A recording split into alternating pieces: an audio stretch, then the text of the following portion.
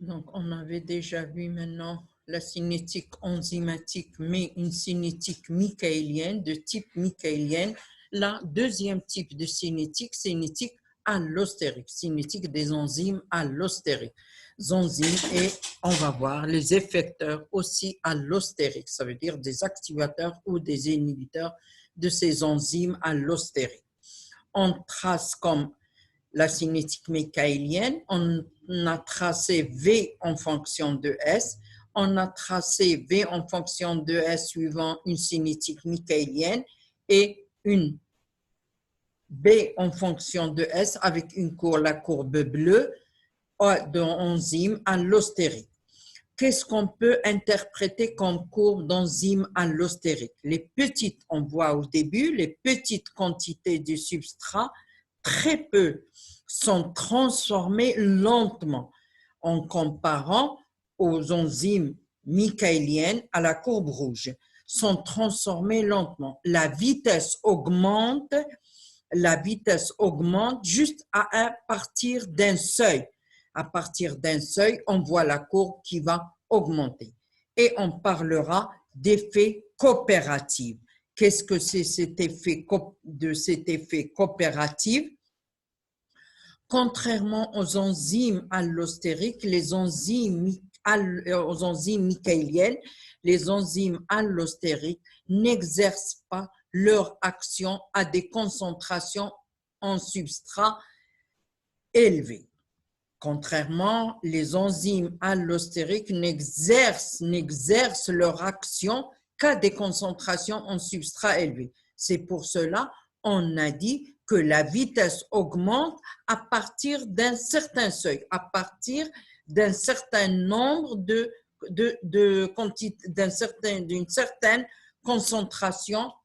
d'une certaine concentration en substrat.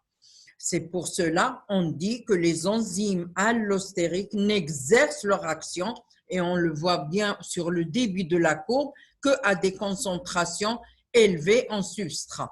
Et une fois la concentration devient élevée en substrat, la vitesse augmente rapidement. Pourquoi cet effet coopératif? Pourquoi cet effet coopératif? On va l'expliquer. Les enzymes allostériques ont une structure quaternaire. Quaternaire, ça veut dire 4 quaternaires, ça veut dire ils sont formés au moins de 4 sous-unités, formés d'un nombre pair de sous-unités, 4, 6, 8, ainsi de suite. Qu'est-ce que c'est cet effet coopératif? Coopératif, ça veut dire la fixation du substrat sur un premier site entraîne un changement de conformation. Ça veut dire la sous-unité change de forme et ce qui permettra à la deuxième sous-unité de se fixer plus facilement. La fixation de S au premier site entraîne changement de conformation, changement de forme des autres sites, ce qui modifie, ce qui change, ce qui facilite la fixation d'un deuxième. Ça veut dire ce qui modifie l'affinité pour le substrat. Ça veut dire la fixation d'un deuxième substrat est facilitée par la fixation de la première. Ça veut dire l'affinité du deuxième substrat est beaucoup plus grande que celle du premier fixation du premier substrat. Donc, on dit les enzymes allostériques agissent par changement de conformation. On dit qu'il y a un effet coopératif et ainsi de suite. La fixation du troisième substrat est facilitée par déjà le changement de conformation, ainsi de suite pour fixer toutes les unités. Sur le substrat sur toutes les unités. En plus du site, qu'est-ce qu'ils ont de particulier? On va parler des effecteurs. En plus du site actif où se fixe le substrat pour les enzymes allostériques, les enzymes allostériques possèdent un ou plusieurs sites allostériques. Ça veut dire le site de fixation du substrat est différent du site de fixation de l'inhibiteur ou l'activateur allostérique. Plusieurs sites peuvent se fixer des effecteurs activateurs ou inhibiteurs. Ces effecteurs n'ont aucune analogie de structure avec le substrat. On a déjà vu dans le cas des inhibiteurs compétitifs que le substrat et l'inhibiteur ont une analogie de structure, ça veut dire qu'ils se ressemblent. Là, les effecteurs allostériques, les inhibiteurs allostériques n'ont pas d'analogie structurale avec le substrat. Comment action de ces effecteurs, comment ils agissent, ces effecteurs, que ce soit activateurs ou inhibiteurs, comment ils agissent? Ce sont des substances qui agissent soit comme activateurs ou inhibiteurs, en modifiant la conformation. S'il vous plaît, soulignez bien, changement de conformation. Les enzymes allostériques, les effecteurs activateurs ou inhibiteurs agissent en modifiant la conformation des sites de liaison au substrat, ce qui change l'affinité pour le substrat. On parle d'activateur allostérique, augmentation de l'affinité de l'enzyme pour le substrat. Un activateur augmente l'activité de l'enzyme pour fixer le substrat et lui permettre d'agir à faible concentration en substrat. Et ça, c'est très important.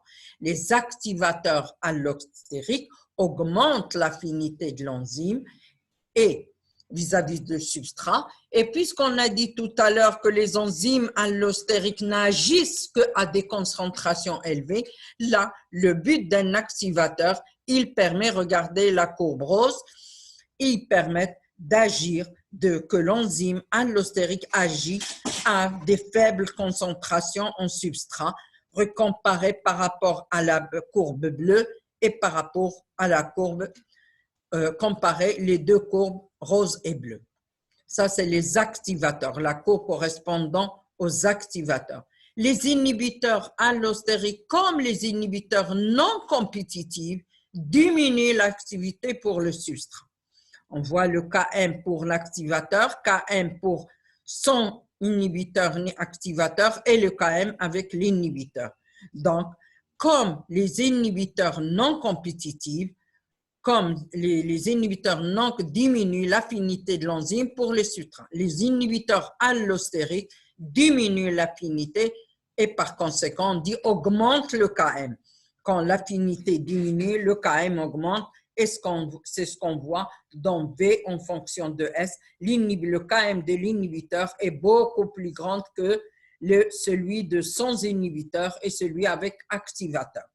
Donc, on dit que les inhibiteurs allostériques, comme les inhibiteurs non compétitifs, diminuent l'affinité de l'enzyme vis-à-vis du substrat.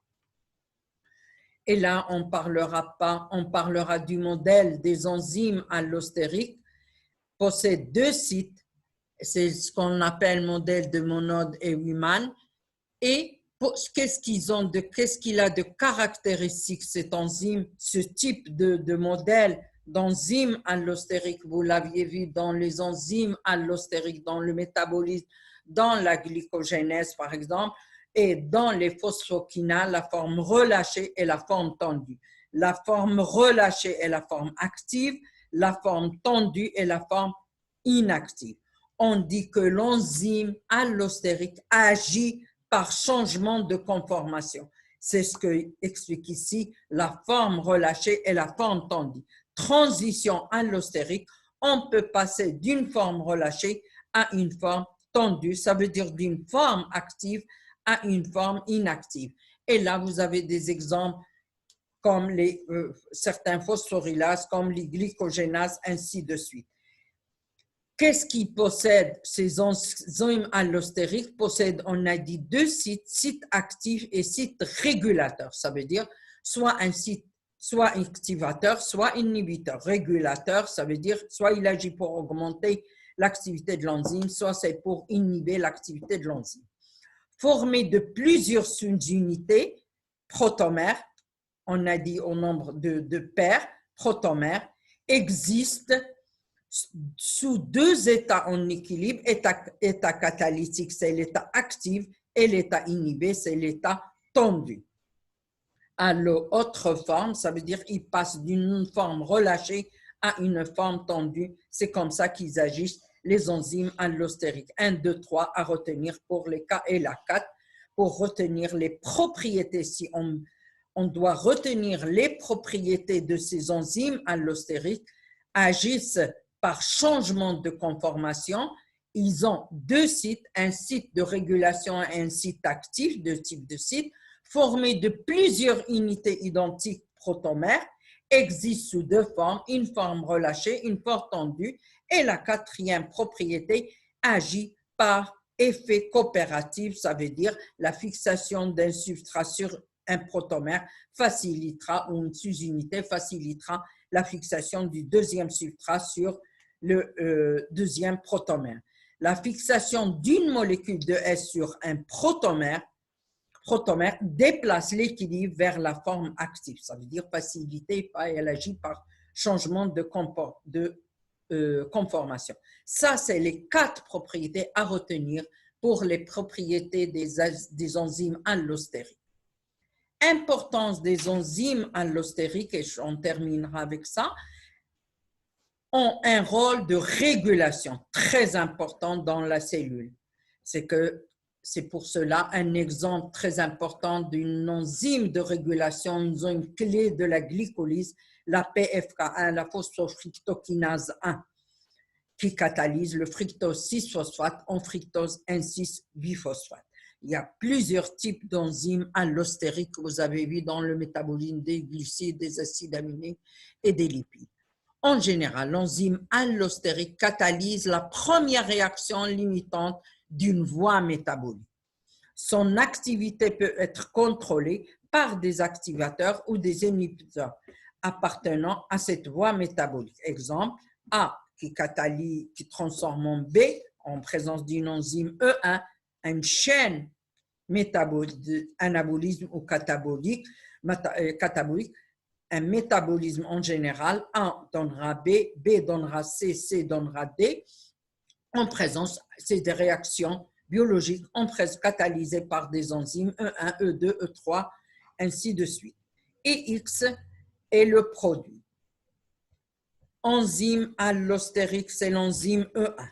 Inhibition, feedback, par rétro-inhibition. Ça veut dire le X, le produit que vous avez synthétisé, si vous avez synthétisé beaucoup de produits que la cellule n'a plus besoin d'avoir ce produit à l'intérieur de la cellule, il y a une rétro-inhibition, ça veut dire ce produit que vous avez synthétisé devient un inhibiteur de la première enzyme allostérique, la première enzyme de la chaîne métabolique, c'est ce qu'on appelle le rétro-inhibition ou le feedback.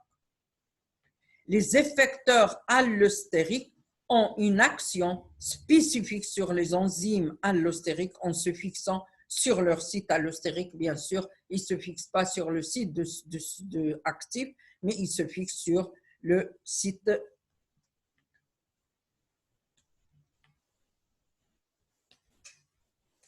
et on terminera avec ce cours-là. On s'arrêtera là pour ce programme, pour ce module.